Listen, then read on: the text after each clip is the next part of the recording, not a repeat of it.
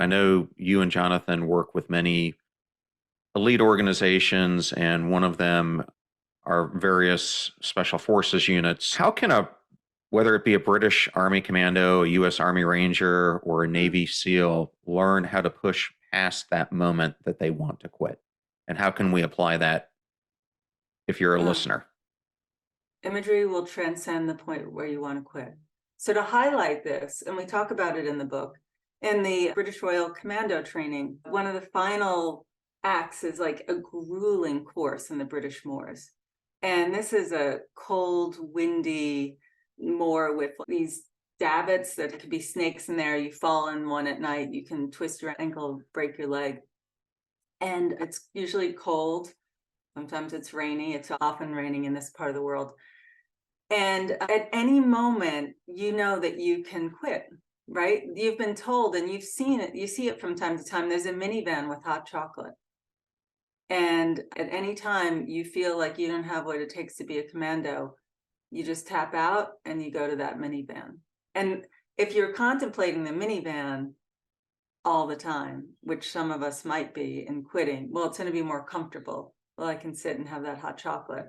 But what we found with the commandos is that if they really know their why, I'm doing this because I want to be like my Uncle Joe, because I want to live this life of a commando, because it ties into my values. And then they know that they're going to be hard times, right? There's going to be hard times like being on this moor and having to run for 2 hours and getting to your destination.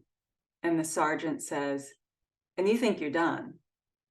And they say, now turn back and run home.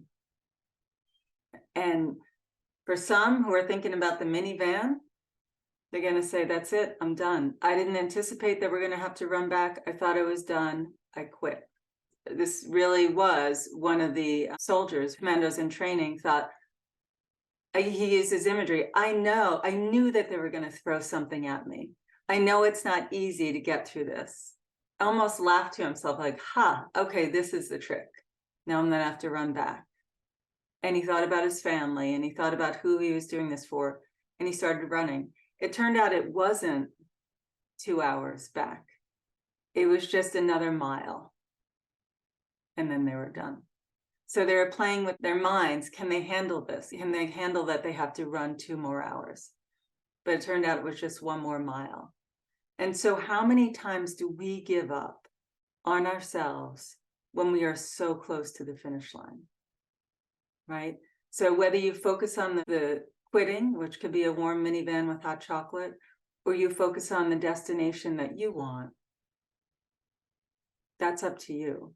And what we found with the soldiers and with other high-performing individuals is that when they tap into their why and the imagery associated with that why, they can transcend pain. And that's fascinating. We don't want them to transcend too much pain because sometimes that's dangerous. But you have this ability to transcend human suffering. Wow, that was powerful, Joe. Thank you for sharing that very important message.